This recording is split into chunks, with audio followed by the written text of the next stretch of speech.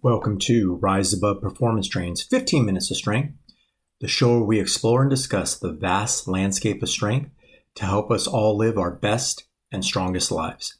I'm your host, Doug Fiorinelli, and this is episode 11, Home Gym Essentials.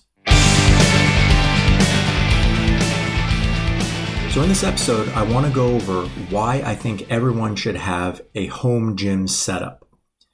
It's not what you think, actually. I don't think you should go out and create a gym similar to the one you go to in the commercial setting. But I do think it's important for several reasons. So in this episode, I'm going to discuss why I think a home gym is necessary, talk about purposes of the home gym, and what kind of space and equipment you should consider when you're creating your home gym. And I'll give you what I think should be in there, and also, where to get certain things to make it cost effective.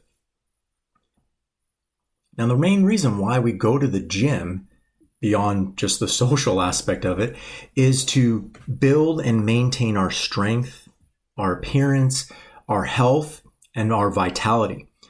And we want to keep this going. And we also know that this is, something that needs to be done consistently.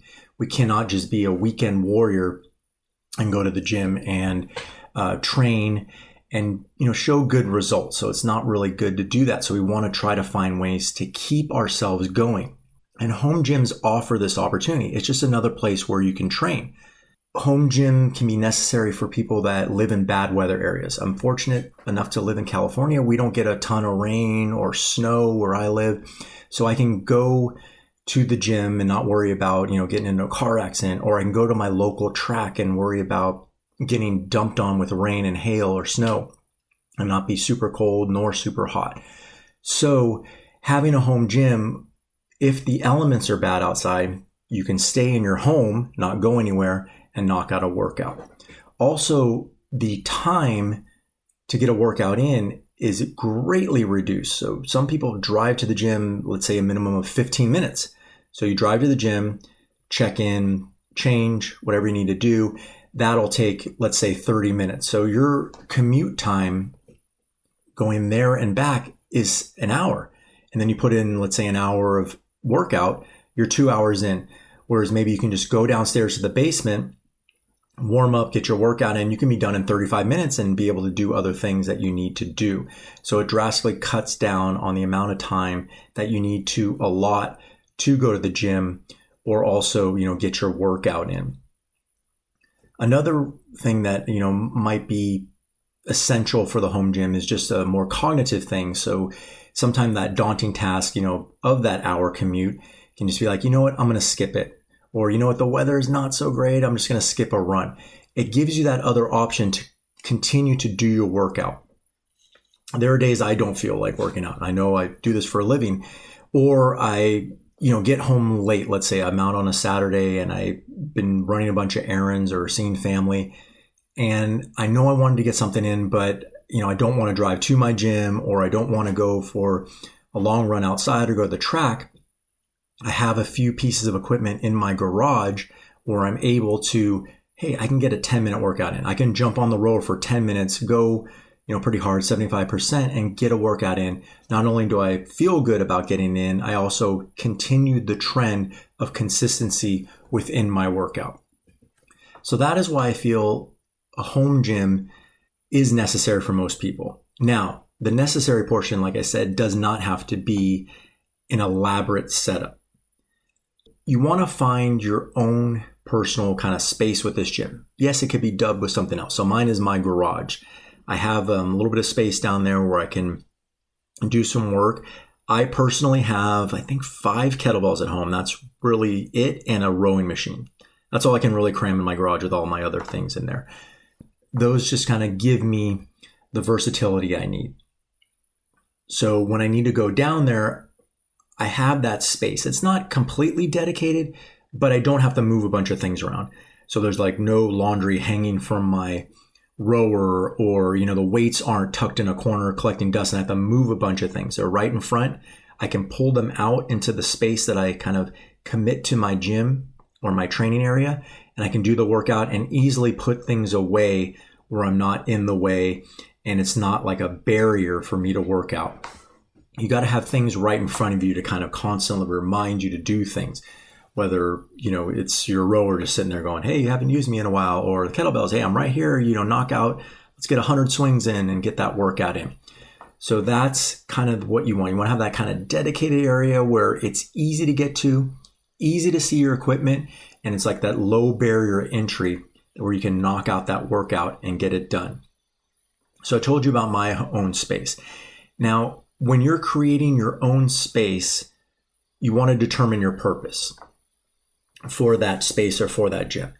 So my purpose was to have a small spot where I can get a workout in for days like I mentioned earlier. So when I'm out all day on a Saturday or Sunday and I come home and I enjoy working out, it clears my mind, I feel better about myself, and I tend to work out every day. So just getting something in, it's going to vary. It's right there in front of me, and I have that option where I don't have to drive more to go to the gym. So I didn't need much. I knew at home I'm not set up for big, huge squats or barbell work because I just don't have the space. So I don't have those things. I have those 5 kettlebells, and I don't even have doubles of kettlebells. The doubles would be nice, but I have a low hanging roof, so I'm not going to be doing like double presses. I have to kind of, go at an angle on one side to single press, and which works. It doesn't have to be, anything too elaborate. So I know I'm not going to get unless they're my best workouts or break personal records inside my garage. It's just to get the work done and keep myself going and feel good about myself. So I have those 5 kettlebells.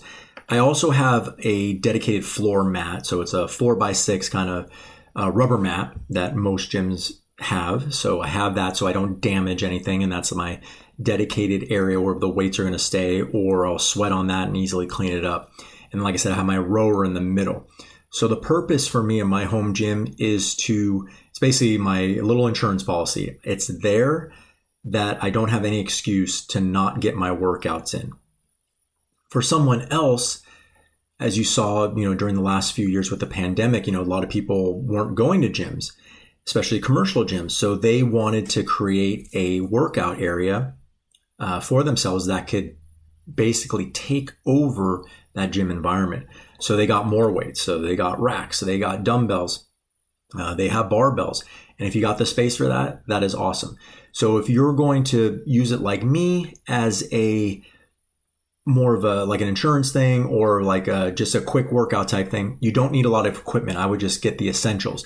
If you're going to use it more like a replacement for your gym, your commercial gym, then yes, you're going to get more equipment, and you're going to have to think about like what you need and with the space. Going into that, you got to figure out what space you have, and then what are the essential equipment that you need. Maybe you have a huge, barn or warehouse kind of thing where you live, where you can have spaces unlimited. If you're going to have just yourself working out or a bunch of people, you're going to need obviously a bigger space and more weights. I always try to focus on things that I'm going to use. I hate to buy things, even for my own gym, my business. I hate to buy things that don't get used. Definitely some things get used more than others, but I'm kind of constantly like, what is going to get used by people, myself, and get me the most bang for my buck and have space. My gym, commercial gym at work, is a little more open. I kind of pushed everything off to the side of the walls, and I like having open space so I can just grab whatever and use that, whether it's in a class or for myself. So I kind of kept that theme going with my home gym. Yes, the rower takes up a little bit of space, but it's something I use and it's simple to jump on. The kettlebells are easy to put off to the side, but they're very versatile. I can do squats, I can do swings, I can do presses, I can do floor presses. There's really nothing I can't do, and they don't take up a lot of space, and they're a good bang for the buck. So make sure that if you're buying a piece of equipment, whether it be cardio equipment or weights, that you're going to use it. Also consider if someone else is going to use your space. So I have my wife uses the workout space as well. She doesn't jump on the rower as much. She likes different types of cardio, but she does use the kettlebells quite frequently. So that is an option for her. So I got equipment that we would both use. Like I said, the rower, she'll jump on it in a pinch, but it's not her favorite thing. I found cardio equipment to be kind of the most divisive or opinionated. I shouldn't say divisive, but opinionated kind of thing. So, she enjoys more of the running. I do enjoy running, but with my cranky knee, I find the rower to be a welcome relief. So, if my knee's bothering me and I need to get a little bit of cardiovascular work in, jumping on the rower is much more friendly to my knee, so I don't feel like, I'm hobbling around for 10 minutes afterwards. Also, I feel with the rower, I can get a very good workout in a matter of 10 minutes. If I go pretty hard, I can get a good 10-minute workout in. So consider who else is going to use your space. So if you have a wife or if you have kids, kids get curious and want to use weights, which is probably another good reason why having a home gym is something to consider. If you want to get your kids on a healthy path, if you believe in the gym, they kind of know you're going to the gym, but they don't know what you're doing there. Or if you go downstairs and you're working out and your son or daughter sees you working out, they might be curious, and you can teach them a few things like how to do a push-up, how to do a squat, and it gets them going in the right direction with training. So that is another benefit of having that home gym. Now you got to make sure that they don't do too much on their own, when you're not there, and drop a weight on their toe or anything, but you can figure that out. So consider who else is going to use the gym. So if you're having kids around, maybe something like a TRX or more jump rope, or you can, divide your floor and put little markers on there so they can do agility drills. That would be another thing to involve the whole family in what you're going to use it for. Now, when looking for equipment, it can be expensive, especially over this last couple years with the supply chain being disrupted. So I would definitely look on Craigslist. There's people buying and getting rid of things all the time. I can't say what prices are good, but you can negotiate a little bit with people on Craigslist. Nextdoor is another good one as well. I don't particularly use Nextdoor, but I know people have gotten rid of things and found things within a small area of neighbors. And neighbors tend to be a little bit more helpful in that respect too, so they'll cut the price way down because they just want to get out of their house, and they're happy to help someone in the local area. So you can find good neighborly people that have equipment that they don't use, or they've grown out, or their daughter has gone to college and they don't need that space much anymore. Having a space and protecting that space is important. I mentioned rubber flooring earlier. Most people don't need a lot of rubber flooring, so I'd recommend maybe segmental rubber flooring. I have a 6 foot by 4 foot square. Those usually are pretty standard. You can buy it from gym equipment wholesalers, or just companies, but they tend to be a little bit expensive. If you have an area that has horse stall mats around, we have one over by the coast that deals with a lot of horses and things of that nature. So I've bought horse stall mats from them, and they're about half the price, and they're usually a little bit thicker too. So you get a little bit more bang for the buck. When people know that it's for a gym, the premium goes up because they're a little bit more supply and demand issues. The demand is high, so they can raise the rate on that. Or horse stall mats, people use them, but they probably don't turn them over frequently, and there's not as many people that own horses or barns, so they tend to lower the price a little bit on that. And like I said, Craigslist, looking for equipment, kettlebells, dumbbells, what you can buy off there, I think would be the way to go. And then the next thing would just be looking for sales. Sometimes gyms are closing down in your area. You can probably find that on Craigslist, or even through websites. So if they're having sales like All Things Must Go, that's good. Secondhand stores, there used to be Play It Again Sports that has equipment that would sell, people would get rid of, a kind of like a consignment type basis. So those are places that I would look. And then holiday sales online. So if you want certain kettlebells or dumbbells, look online, look for a holiday sale or a free shipping sale, then you can kind of save money like that.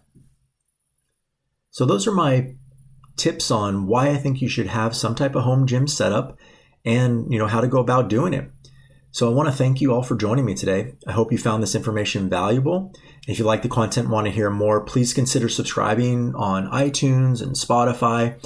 I also have a YouTube channel where I'll put this up eventually, and also have a bunch of videos that document strength training techniques and tips along with some workouts that you can use in your home gym. So check out the Rise Above Performance Training YouTube channel, and also check out the website. Everything's on the website, riseabovestrength.com. You can sign up for the monthly newsletter and get all the information on new workouts, new podcasts, new videos. The show notes will have everything down below where you can click on the links and get to those areas as well. Again, I want to thank you for joining me today. And until next time, remember, all the strength you need is created on the inside and reinforced on the outside. Thank you very much, everyone. Take care.